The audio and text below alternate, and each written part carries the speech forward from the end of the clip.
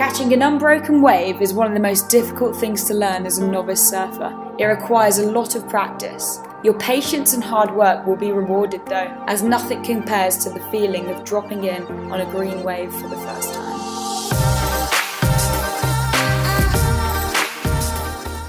First, you must understand the 4 different stages of a wave.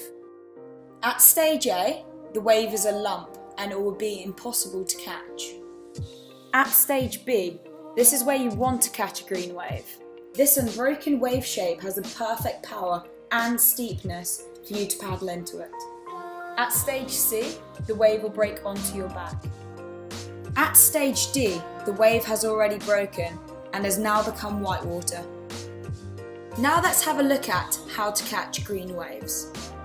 Catching an unbroken wave is the art of predicting where and when the wave will be catchable and positioning yourself accordingly. You want to sit about 4 to 5 meters out from where the majority of the waves are breaking. If you wait in the exact spot where the majority of the waves break, you will start to paddle and the waves will break on your back. Whilst you are sitting 5 meters out further than the break, look at the horizon to try and spot lumps that look like stage A waves. Pick a wave, turn around and give a minimum of 8 strong paddle strokes. You want a wave that transitions from stage A to stage B as you're paddling for it. The next challenge is to match the speed of the wave when you're paddling for it. Matching the speed of a whitewater wave is very easy because the foam pushes you forward. Matching the speed of a green wave is a whole nother ballgame because there's nothing pushing you forward. Now it's a combination of a proper paddle technique and your new friend gravity that will get you into the waves. To maximise the chances of catching unbroken waves, you need to use the right paddle technique. You do this by using long, strong, deep paddle strokes. You also need to be positioned perfectly in the centre of your surfboard and have your nose coming out of the water, but no more than 5 centimetres. Make sure you take a glance over your shoulder to know if you need to paddle more or less depending on the wave shape. At that critical moment when the surfer gets that lift up on the wave, he keeps his head low, putting extra weight over the nose. This is key to sticking on an unbroken wave. Your head and the upper part of your shoulders probably weigh 20 kilograms or more. Imagine the difference it can make when you bring your head lower and closer to the surfboard as you are lifting up on the wave. This weight helps you use gravity to stick on that green wave. This surfer is positioned too far back on his surfboard, making his nose pop out of the water a lot. 2 seconds later, as he is lifted up on the face of the wave, the space under his nose gets even bigger because he does not bring his head lower to the surfboard.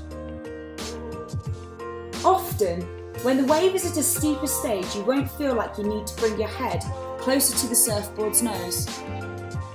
At this point, you may want to arch your back to slow yourself down to get a better entry into the wave. You should do your pop-up on the top 2/3 of the wave. Once you feel your tail lifting and you feel that you're gliding with the wave, give 2 last paddle strokes. Put your hands beside your pectorals, arch your back, and then pop up. When you feel confident you've caught the wave and you give those 2 extra paddles, don't hesitate to pop up. A common mistake is to keep paddling down the face of the wave until you're at the bottom. Arching your back will prevent you from nosediving and also slow you down so you don't go all the way down the face of the wave on your belly. Here are some tips for catching green waves. We often see beginner surfers making the mistake of sitting a lot further out than experienced surfers. The spot where experienced surfers sit is usually a good indication of where the waves are breaking. Next, you want a board that floats. The bigger the board, the easier it will be for you to paddle into green waves.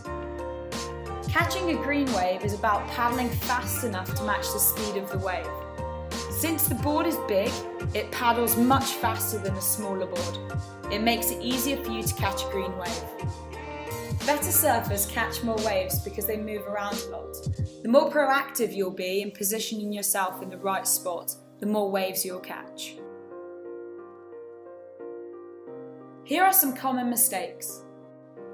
Many beginner surfers don't look behind them at the wave and they mistime their paddling. You simply cannot learn from your mistakes if you don't look behind you to see what's actually happening. Don't paddle with too much angle for a wave. At first, you want to be paddling perpendicular to the wave, facing straight to the beach. This is the easiest way to catch a green wave. Don't think you've paddled enough. When you're doubting if you've paddled enough for a wave, give those 2 extra strokes before popping up. Don't be afraid to nosedive. Nosediving never happens because you've paddled too much. Nosediving often happens when you hesitate. Don't paddle enough, lose your speed, and get pushed forward by the wave. It can also happen if you're paddling too far up on your surfboard with your nose already sinking in the water before you've even started paddling.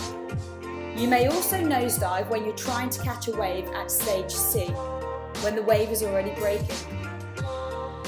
So finally, here are the keys to catching a green wave. Sit 5 meters further out than the break. Look over your shoulders. Paddle into a stage B wave. Make sure you've got the proper paddle technique. A bigger board for faster paddling. Keeping your head low when the wave lifts you. 2 extra paddle strokes. Arch your back and pop up. If you're a beginner or intermediate surfer, looking to learn to surf or improve your skills, head over to thelivemoremagazine.com to unlock your surfing potential and get ready for your next surf trip. If you have any questions on how to catch a wave, or you want to share any of your experiences trying to get onto an unbroken wave, please let us know in the comments below. If you feel like this video has helped your surf progression, please give us a thumbs up and make sure you subscribe to our channel so that you don't miss out on our next surfing tutorial.